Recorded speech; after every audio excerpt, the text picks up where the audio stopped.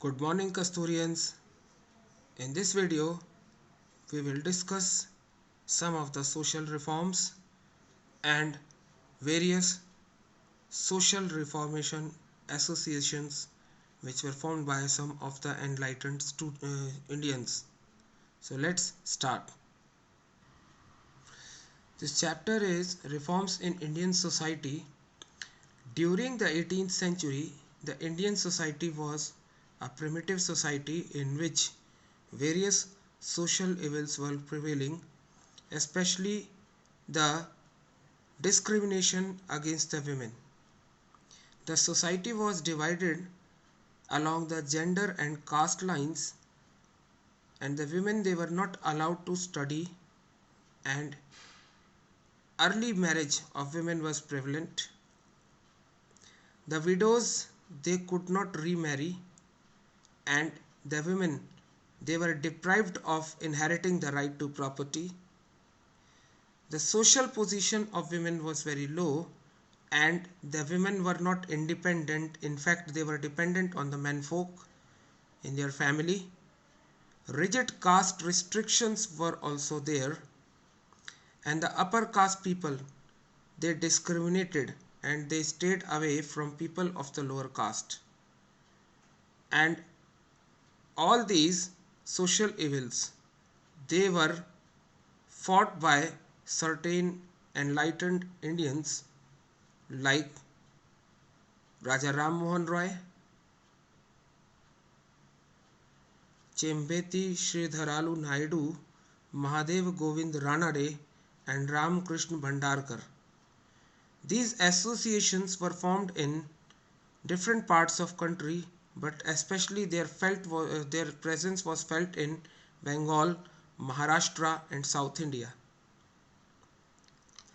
The reformers were the people who thought that these social evils they are preventing the Indians from becoming modernized, and that's why a reformist trend it started in India during the first half of the 19th century.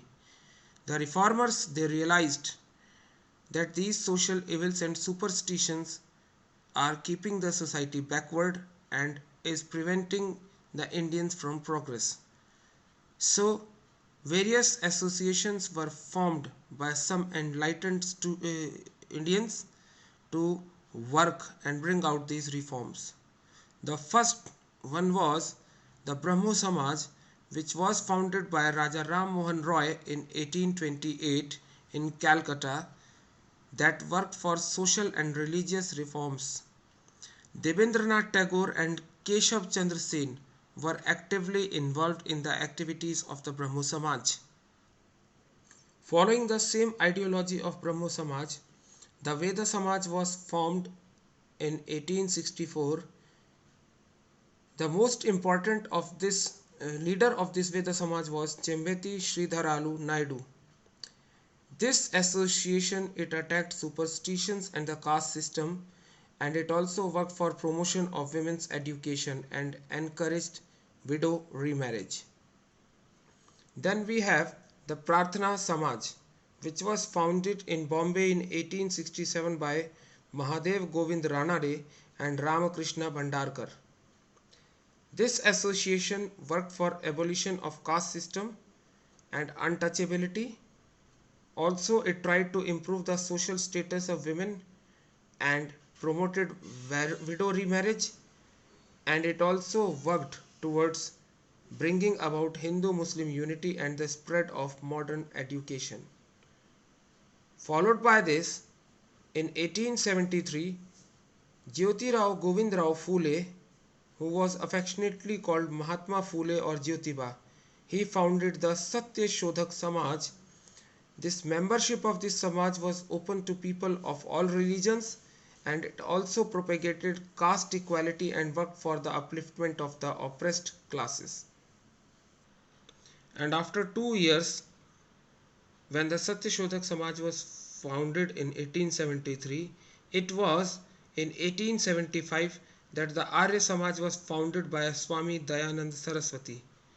Apart from working for upliftment of the women, and removing the social evils, this Samaj worked for the remarriage of widows.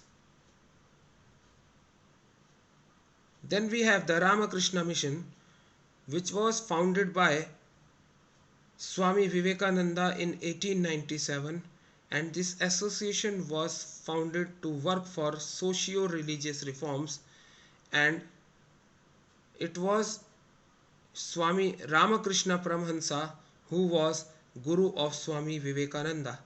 That's all we have in this video. In the next videos we will discuss more about the position of women and how these reforms they uplifted and brought progress in the life of women. Thank you and have a nice day.